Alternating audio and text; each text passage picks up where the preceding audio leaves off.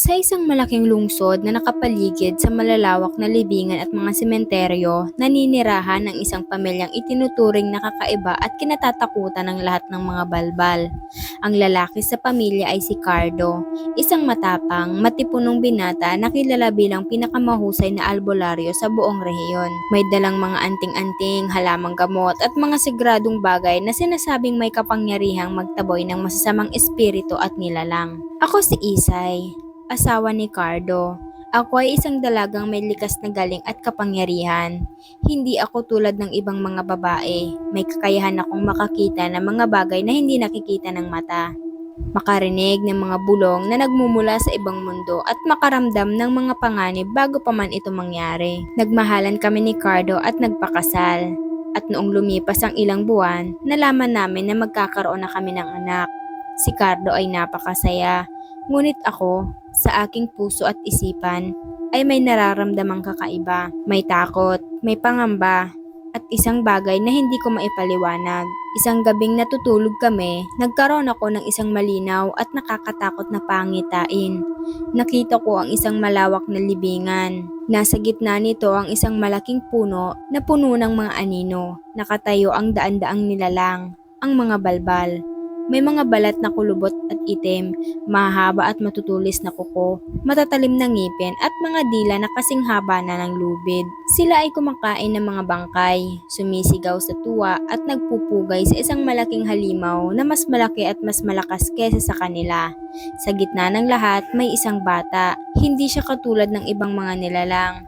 Ang kanyang balat ay maputi at malinis, may mga mata na nagniningning na parang mga bituin at may kapangyarihang tumatakbo sa kanyang dugo. Sa isang iglap, ang bata ay humarap sa lahat ng balbal. Isang kislap ng liwanag ang lumabas sa kanyang mga kamay at sa isang iglap, ang lahat ng mga halimaw, ang daang-daan at libo-libo ay naglaho, nawasak at namatay. Ang pangitain ay nagtapos sa isang malinaw na mensahe.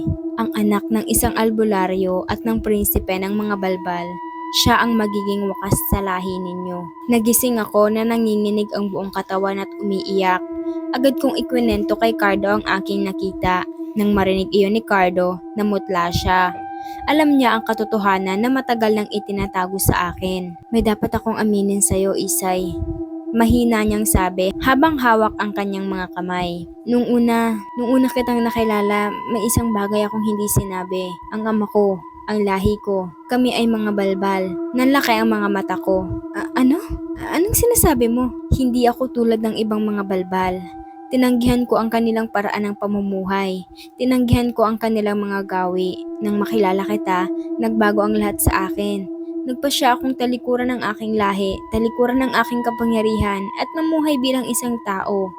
Kaya ako ay naging albularyo, kaya ako ay gumagamit ng mga sagradong bagay para itago ang tunay kong pagkatao at para protektahan ang aking sarili at ang mga mahal ko sa buhay. Ang pangitain ko? Bulong ko. Tama, ang anak natin. Siya ang magiging kapareho mo. May dugo ng balbal sa kanyang ugat at may kapangyarihan ng albularyo. Siya ang itinakda. Siya ang tatapos sa kanila. Sa lahi mo, sa mga susunod na araw, naging abala ang buong pamilya. Hindi nagtagal, nalaman ng mga balbal ang katotohanan. Ang mga balbal, ang mga kapatid ni Cardo, ang mga kamag-anak at ang kanilang pinuno ay nagalit ng husto. Isang malaking pagpupulong ang ginawa nila sa gitna ng libingan. Isinawalang bahala niya ang ating lahi. Sigaw ng pinuno, isang napakalaki at matandang balbal na ang mga ngipin ay kasing laki ng kutsilyo at kanyang mga mata ay parang nagliliyab na apoy. Pinili niya ang mga tao kaysa sa atin at ngayon, magkakaroon siya ng anak na may dugo natin. Anak na magiging sanhi ng pagkawala nating lahat at hindi natin ito hahayaang mangyari. Dapat siyang patayin. Dapat patayin ng babae. At patayin ang sanggol na iyon bago pa man siya lumaki at magkaroon ng kapangyarihan. Nagkasundo ang lahat. Ang utos ay malinaw. Huntingin sila. Patayin sila. Wala silang dapat itira. Wala silang dapat iwanan. Isang gabi, madilim at maulap, nang dumating ang mga balbal sa tapat ng bahay namin ni Cardo. Nasa loob kami, tahimik na naghihintay. Alam naming darating sila. Biglang nawasak ang pinto ng bahay. Pumasok ang mga anino, higit na 20 nilalang. Ang kanilang mga balat ay itim at kulubot, ang kanilang mga kuko ay tumutuklaw sa liwanag ng buwan at ang kanilang mga mata ay nakatitig ng masama. Ang hangin ay napuno ng masangsang na amoy ng lupa, nabubulok na laman at matinding pagkainis. "Cardo! Lumabas ka dyan!" Sigaw ng pinuno, ang boses niya ay parang kalansing ng mga buto. "Lumabas ka at ibigay sa amin ang babae at ang sanggol, o papatayin namin kayong lahat at sisirain namin ang buong bahay na ito hanggang sa wala nang nakatayo kahit isang bato." Lumabas si Cardo. Nakatayo siya ng matatag, may hawak na mahabang baston na may mga sagradong halaman na nakakabit dito at may suot na mga anting-anting na kumikinang. Ako ay nasa likod niya, mahigpit na yakap ang kanyang tiyan at may hawak na mga apoy na gawa sa halamang gamot na kumikinang ng matingkad na pula. "Hindi ko kayo bibigyan ng kahit ano," matigas na sagot ni Cardo. "Tumiwalag na ako sa inyo. Hindi na ako isa sa inyo. At hindi ko hahayaang saktan niyo ang pamilya ko. Tumiwalag ka lang dahil takot ka sa kapangyarihan natin," sigaw ng isa sa mga balbal. "Pero alam mong wala kang magagawa. Ang dugo mo ay dugo natin. Ang lakas mo ay lakas natin. At kapag nandito na kami, walang anting-anting o halaman na makakapagligtas sa inyo." Sa isang iglap, sumugod sila. Nagsimula ang labanan. Si Cardo ay lumaban ng matapang. Itinutok niya ang kanyang baston sa mga nilalang. Sa tuwing tatamaan sila nito, may lalabas na liwanag na sumisira sa kanilang balat. Naririnig ko ang mga tunog ng pagkabasag ng laman at pagkaputol ng mga kuko. Ngunit kahit nasasaktan sila, hindi sila tumitigil dahil ang kapangyarihan nila ay higit pa sa normal na nilalang. Isang balbalang sumugod kay Cardo. Binuksan nito ang kanyang bibig at ipinakita ang mga matutulis na ngipin na kasing talim ng kutsilyo. Sinubukan nitong kagatin ang liig ni Cardo. Ngunit bago niya pa man ito makagat, itinulak ito ni Cardo ng malakas gamit ang kanyang kapangyarihan. Tumalsik ang balbal at tumama sa pader na nagdulot ng malaking butas. Pero may isa pang sumugod, itinulak niya ito palayo sa akin. Sa labas ng bahay, nagpatuloy ang gulo. Ang mga balbal ay sumugod ng sabay-sabay. Hawak nila ang mga matatalim na bagay, hinahampas ang mga puno at bato, at sinusubukang sirain ang anumang hadlang na inilalatag ni Cardo. Nakita ko ang panganib. Alam kong hindi sapat ang lakas ni Cardo para labanan silang lahat. "Cardo, kailangan nating tumakas. Hindi natin sila kayang labanan lahat," sigaw ko. Hindi ako aalis dito. Hindi ko hahayaang may matira sa kanila para sirain ang pamilya ko," sagot ni Cardo habang pilit na pinipigilan ng dalawang malaking balbal na sinusubukang pumasok sa loob. Sa isang iglap, isang malakas na hampas ang tinanggap ni Cardo. Isang malaking kamay ang tumama sa kanyang muka. Napadapa siya at tumama ang kanyang ulo sa lupa. Dumugo ang kanyang ilong at bibig. Lumapit ang pinuno ng mga balbal. Tumayo ito sa ibabaw ni Cardo, nakatingin ng mababa at ngumingiti ng nakakatakot. Ang ngiting iyon ay nagpakita ng mga matutulis na ngipin at mahahabang kuko. "Nasaktan mo kami, Cardo," bulong ng pinuno. "Ngunit ngayon, huli ka na. Ang babae at ang sanggol na iyon, mamamatay sila sa harapan mo mismo." Binuksan ng pinuno ang kanyang malawak na bibig. Nagsimula siyang huminga ng malalim. Mula sa kanyang bibig ay lumabas ang isang mahaba at matulis na dila na kasing haba ng isang sandata. Nilapitan niya ako. Tinangka siyang pigilan ni Cardo, pero bago pa man makalapit si Cardo, biglang may nangyari. Isang malakas na kislap ng liwanag ang lumabas mula sa loob ng tiyan ko. Isang malakas na puwersa ang umihip mula sa kanya, na nagpatumba sa lahat ng mga balbal. Napaatras ang pinuno. Namangha ito. "Ano yan?" gulat na tanong ng pinuno. "Ang anak ko," mahina kong sabi habang hinahawakan ko ang aking tiyan. Siya ay lumalaki na. Ang kanyang kapangyarihan ay nagsisimula ng lumabas. Ngunit hindi ito nagtagal. Sa halip na matakot, lalo lamang nagalit ang mga balbal.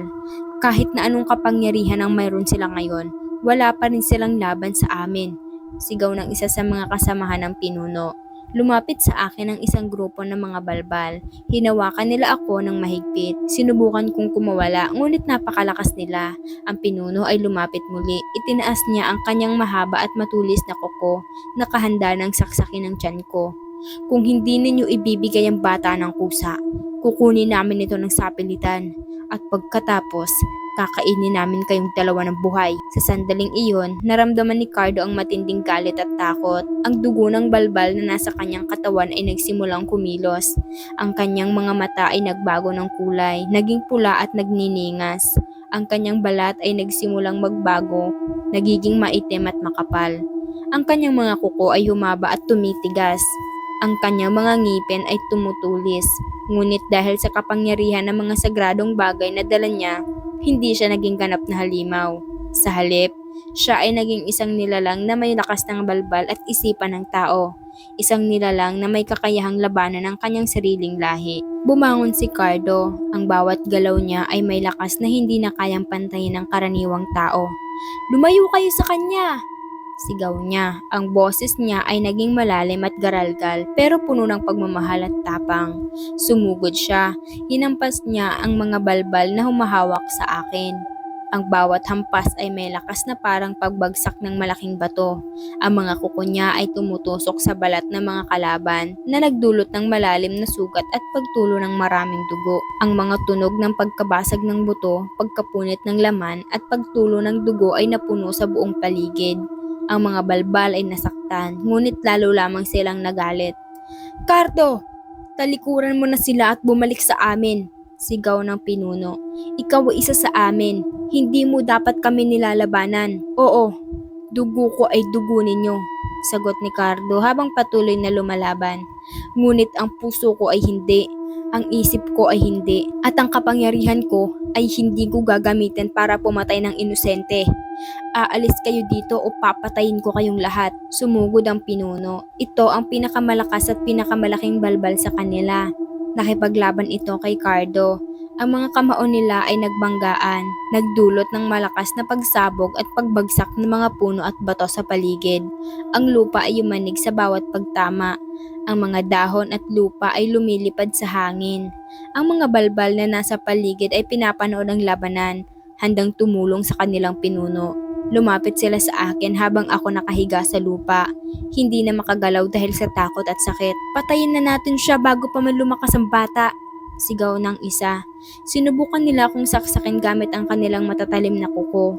Sa isang malakas na hampas ni Cardo, itinaboy niya ang pinuno at tumakbo papalapit sa akin. Hinarangan niya ang mga balbal na sumusugod sa kanya.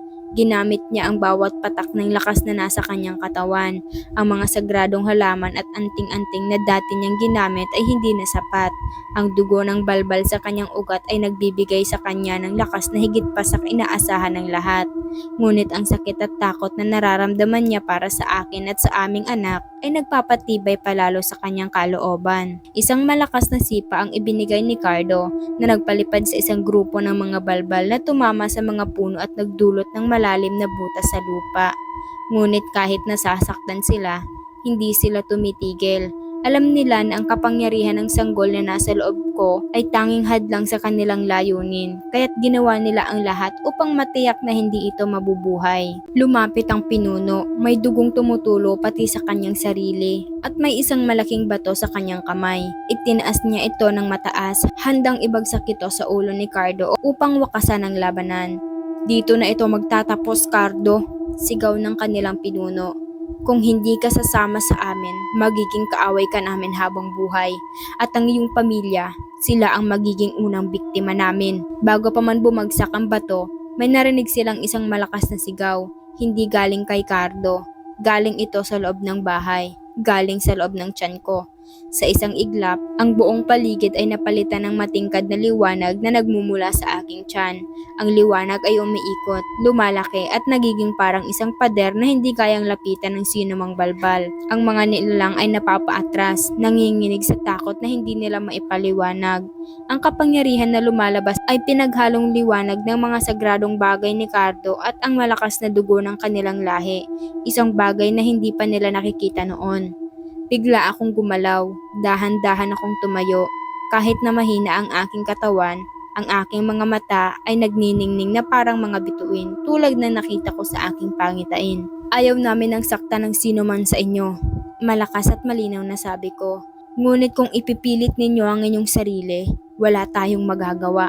Lumabas ang liwanag mula sa akin at ang bawat hakbang ko ay nagdudulot ng pagyanig sa lupa. Ang mga balbal ay nagsimulang umatras. Ang kanilang mga mukha ay puno ng takot at pagkalito.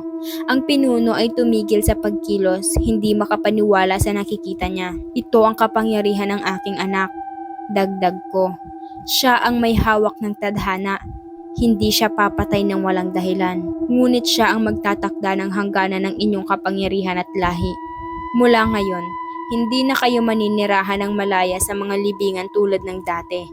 Ang inyong daan ay sarado na. Ang inyong oras ay magtatapos na. Dahil sa sinabi ko, ang mga balbal ay nagsimulang magbago. Ang kanilang mga balat ay naging mas maputi. Ang kanilang mga ngipin at kuko nagsimulang lumiit. Ang kanilang mga mata ay nawalan ng apoy. Ang kanilang kapangyarihan ay nabawasan dahil ang kapangyarihan ng sanggol ay sumisipsip sa bahagi ng kanilang lakas upang itama ang balanse ng mundo. Hindi sila nawala, hindi tulad ng nakita sa pangitain ko, ngunit sila ay nagbago. Naging mga nilalang na hindi na kailanman kumain ng laman at ng mga bangkay. Hindi na kailangang manirahan sa dilim. Naging mga nilalang na may kakayahang mamuhay kasama ang mga tao, basta't igagalang nila ang isa't isa. Ang pinuno ay tumingin sa amin ni Cardo at sa wakas ay inamin ang kanilang pagkatalo. Hindi namin inaasahan na mangyayari ito, mahinang sabi ng pinuno. Akala namin ay makakapagpatuloy kami sa aming paraan ng pamumuhay magpakailanman. Ngunit ang tadhana ay mas malakas kaysa sa anumang desisyon ng mga tao o ng mga halimaw.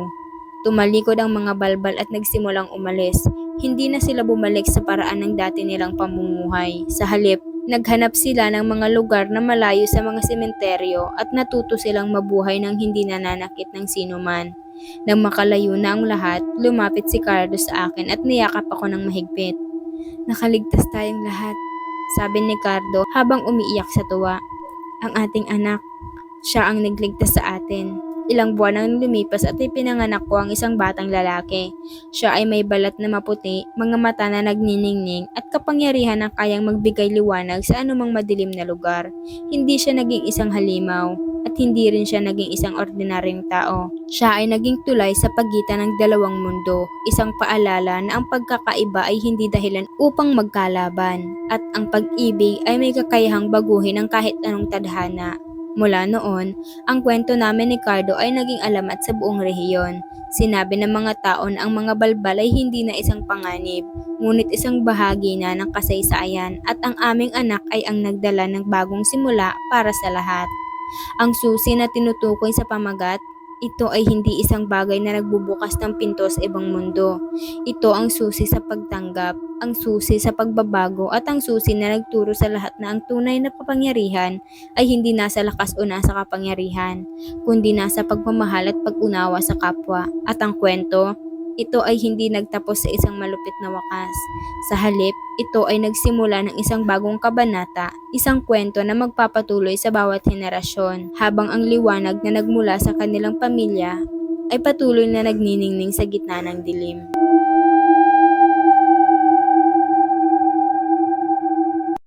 Hello mga mahal! Ang istoryang inyong napakinggan ay pawangkathang isip lamang. Ganun pa man, huwag kakalimutang magdasal at laging mag-ingat. Huwag din kalimutang i-like, i-share, i-follow ang ating page at mag-comment sa ating story para ma-shoutout kita sa ating mga susunod na upload. Maraming salamat sa pakikinig. Ingat!